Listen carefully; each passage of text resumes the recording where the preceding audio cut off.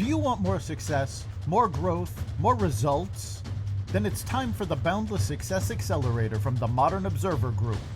This isn't your average coaching program. It's where top performers come to dominate. Weekly group sessions, on-demand coaching, a community that's got your back, and a power-packed library of tools to supercharge your business and career. No more excuses, no more waiting. Get in, level up, and start building the life you've been dreaming about. Visit us at modernobserver.com/boundlesssuccess to join today. Let's get you to the next level. We're here because the news is being distorted. We're here because people are being inundated with misinformation on social media. We're here because people are being judged guilty until proven innocent. We are fighting back with facts. This is not a safe zone, so buckle up, Buttercup. This is the raw, naked truth.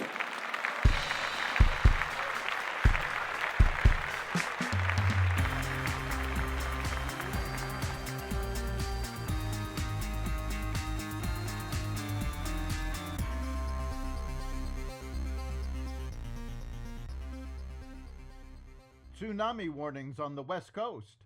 UCLA settles with Jewish students. Changes at the EPA and more. Welcome to the Raw Naked Truth. I'm your host Eric Lopkin, and here's the news you need to know. An 8.8 magnitude earthquake hit Russia, prompting widespread tsunami warnings. The quake, one of the four largest of the 21st century, struck Russia's Far East early Wednesday, triggering tsunami waves that impacted Russia, Japan, and Hawaii. No major damage has been reported thus far. Hawaii Governor Josh Green said he was monitoring wave activity near the Big Island before he would lift emergency precautions, but that he expected to declare all clear in a few hours, according to the New York Times. Tsunami waves also reached the coasts of California, Oregon, and Washington. The National Oceanic and Atmospheric Administration issued a tsunami threat alert for Papua New Guinea, Solomon Islands, and Vanuatu, urging U.S. citizens there to be prepared to evacuate. The National Tsunami Warning Center in Alaska told the Associated Press that tsunami impacts could last for hours or up to a day in some places. UCLA will pay a $6 million settlement to Jewish faculty and students over anti-Semitism complaints. The plaintiffs filed the lawsuit last year after university leadership told Congress it had not disciplined students who, among other things, set up what the suit called a Jew exclusion zone on campus. It is believed to be the largest private settlement in a campus anti-Semitism case. President Trump on Tuesday firmed up threats he issued a day earlier against Russian President Vladimir Putin and said he had exactly 10 days to enter into a peace deal or face sanctions. 10 days from today, Trump told reporters aboard Air Force One on his trip back from Scotland. Then you know we're going to put on tariffs and stuff, the president continued. And I don't know if it's going to affect Russia because he wants to, obviously, probably keep the war going. The Environmental Protection Agency announced Tuesday it will move to repeal its Obama-era determination that greenhouse gas emissions endanger human health, a move that would also eliminate vehicle emission standards tied to that finding. EPA Administrator Lee Zeldin said the action, expected to be finalized soon, would ease regulatory burdens and lower consumer costs. The 2009 findings served as the legal basis for a wide range of climate rules over the past 15 years. The agency argues that new developments cast doubt on the original scientific record and plans to make the formal announcement soon. The gunman who killed 4 people and seriously wounded another in Manhattan on Monday was targeting the NFL's corporate offices and carried a suicide note that blamed football injuries for his mental illness.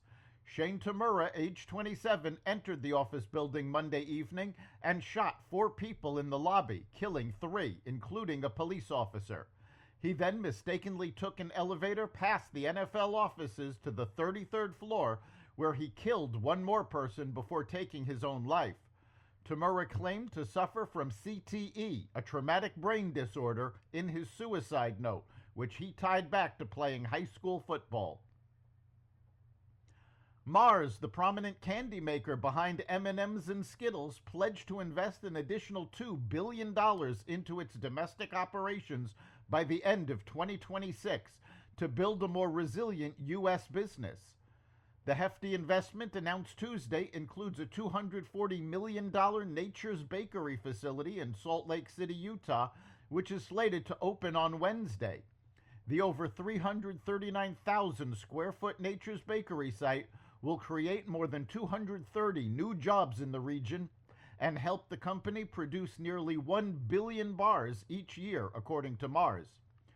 The U.S. is our biggest and most important market and a key engine of growth for the long term, not only through our legacy manufacturing footprint, but also through the expansion of strategic acquisitions like Nature's Bakery, which is already scaling quickly, Mars CFO Klaus Asgard said.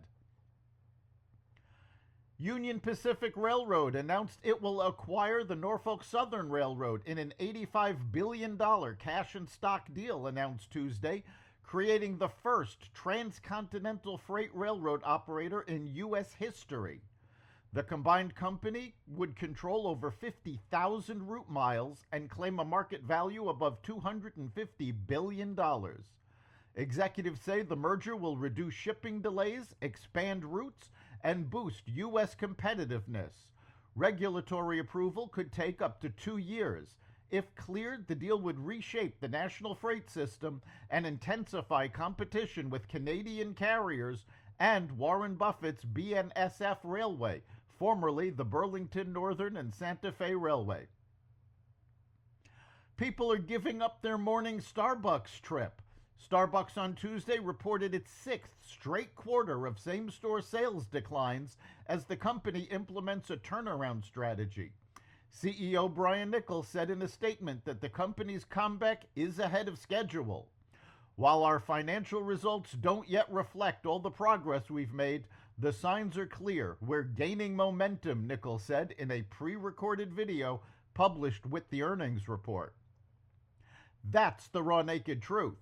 You can catch every episode of the Raw Naked Truth Daily News Brief, as well as our sister podcast, Carnivore Radio, with news analysis and commentary, and the rest of the Xvadio Podcast Network at xvadio.com, the Apple Podcasts app, YouTube, Rumble, Spotify, iHeartRadio, Audible, Amazon Music, and other platforms that respect freedom of speech.